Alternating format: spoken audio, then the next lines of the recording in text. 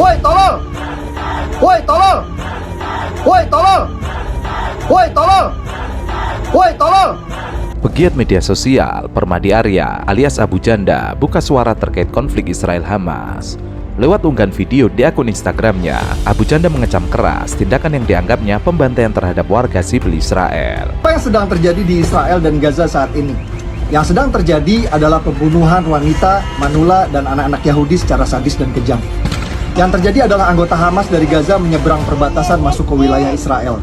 Lalu mereka menembaki mobil-mobil yang lewat, membunuhi secara acak siapa saja yang ada di situ. Apa yang sedang terjadi di Israel dan Gaza saat ini? Yang sedang terjadi adalah pembunuhan wanita manula dan anak-anak Yahudi secara sadis dan kejam. Abu Janda menjelaskan, apa yang terjadi adalah anggota Hamas dari Gaza menyeberang perbatasan masuk ke wilayah Israel. Lalu mereka menembaki mobil-mobil yang lewat, membantai secara acak siapa saja yang ada di situ, termasuk anak-anak manula dan perempuan. Dan ada orang yang rasis ke Yahudi anggap pembunuhan sadis wanita manula dan anak-anak sebagai perjuangan kemerdekaan. Woi tolol, pejuang kemerdekaan Indonesia dulu tidak pernah bantai wanita manula dan anak-anak Belanda.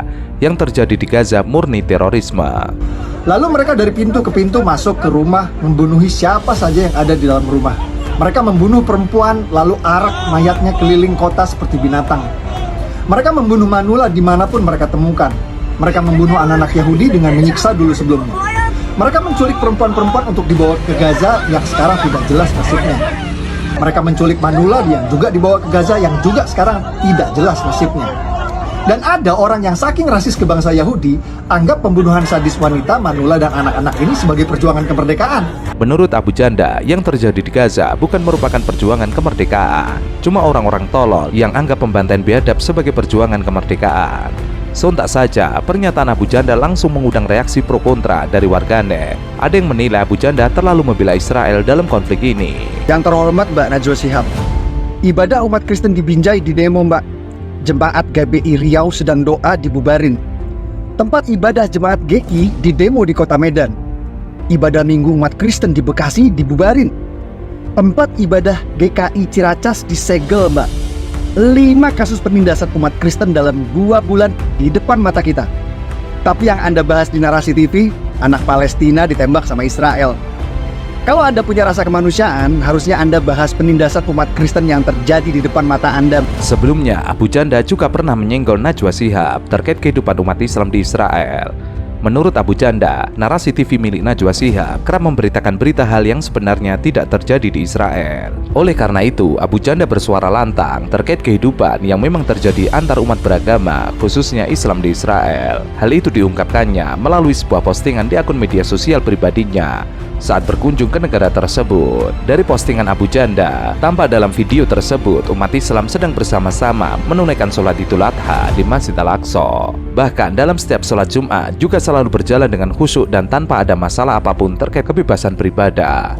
Abu Janda lalu menyenggol Najwa yang menurutnya harus lebih faktual terkait pemberitaan yang terjadi di negara tersebut. Tidak ada tentara Israel serbu Al-Aqsa kecuali ada perusuh yang sengaja bikin onar di dalam masjid. Selain itu, dalam video singkat tersebut, Abu Janda bertemu dengan seorang anak kecil yang menyebutkan bahwa dirinya mencintai Indonesia. Gitu kan ya. Nah, data yang tadi disampaikan itu ada data, tapi datanya fatal. Lah kenapa datanya fatal? Saya ke Topkapi itu lebih dari 15 kali. Lebih 15 kali. Topkapi, Museum Topkapi. Dan saya nggak tahu kalau Mas Permadi tadi yang diklaim Abu Janda ya. Berarti bapaknya janda ya. Oh, gitu ya, Masya Allah. Alhamdulillah. Nah, jadi nggak tahu dia sudah pernah ke sana atau belum. Itu yang pertama. Dan tidak ada satupun kemudian bendera Rasulullah yang dipajang di Topkapi. Tidak ada. Saya 15 kali ke sana. Israeli government is flying out like celebrities for free out there to do a tour for free, and it's on the house. They fly you first class, the whole thing. And I go, it's free? They go, yeah. It's not free. Because when you land there, they go, you have to every day tweet positive things about Israel. Yeah. Right? Yeah. And I just felt so uneasy about it. Yeah, but couldn't you just go? Why do you? Because you have a lot of Palestinian friends. Yeah, I mean, I know some, you know what I mean? I don't know much about it. I just know that they're in conflict, and it's just like, but I did what they said. It was just basically, Palestinians, Israel's a beautiful country. Yeah, that's probably true. That's true. It is true, but then it's like, I had to tag the government in it or whatever. Oh, that's crazy. The Israeli government? Yeah. Oh, that's weird as shit. Yeah, and it was just like Well, then every you- day it was just nonstop. You were cucking for the Israeli government. Yeah, but I wish I hadn't gone really. Bobby Lee, seorang komika Amerika, mengungkapkan pemerintah Israel membayar artis, influencer, dan buzzer untuk memperbaiki citra Israel. Bobby Lee mengatakan dalam podcast, pemerintah Israel menerbangkan para selebritis secara gratis dari luar negeri untuk melakukan tur secara gratis ke Israel. Mereka memberikan penerbangan first class. That's the whole thing. And I go, it's free? They go, yeah, it's not free.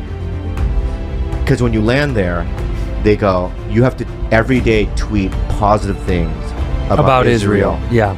Bobby Lee juga ditawari dan dia bertanya, beneran gratis? Memang gratis secara biaya, tapi ternyata ada ongkos yang harus dibayar, yaitu begitu mendarat ke Israel, maka setiap hari harus memposting hal-hal positif soal Israel. No, it was just basically, Palestinians, Israel's a beautiful country. Yeah, that's probably true. That's true. It is though. true, but then it's like, I had to tag the government in it or whatever. Oh, that's crazy. The Israeli government? Yeah. Oh, that's weird as shit. Yeah, and it was just like Well, then every you- day it was just nonstop. You were cucking for the Israeli government. Yeah, but I wish I hadn't gone really. Makanya banyak sekali video viral artis selebritis Indonesia yang mempromosikan Israel. Israel damai, warga di sana rukun, aman, ibadah dijamin. Mereka kembali mengobrak-abrik isi Masjidil Aqsa dan mereka menghajar umat Islam yang lagi beribadah di bulan Ramadan ini. Faktanya tidak seperti itu ya guys. Kronologi kejadiannya tuh seperti ini. Rusuh sengaja datang main petasan di komplek Masjid Aqsa ganggu jamaah. Allah Akbar! Lalu perusuh sengaja tembakkan petasan ke atas untuk memancing aparat datang. Saat aparat datang, perusuh sengaja masuk ke masjid, tembaki aparat pakai petasan dari dalam masjid.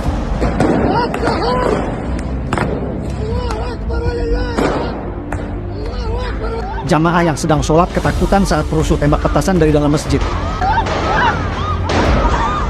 Aparat pun terpaksa masuk ke masjid untuk tangkap para perusuh. Tapi begitu nyampe Indonesia, narasinya jadi tentara Israel nyerbu Masjid Aqsa. Jangan telan mentah-mentah berita Israel Palestina yang beredar di sini ya guys. Sering pemutarbalikan dari fakta lapangan yang sebenarnya. Saya bukan anti Zionis, wallahi demi Allah. Saya cuma miris banyak muslim sebar kebohongan di bulan Ramadan. Puasa kok bohong.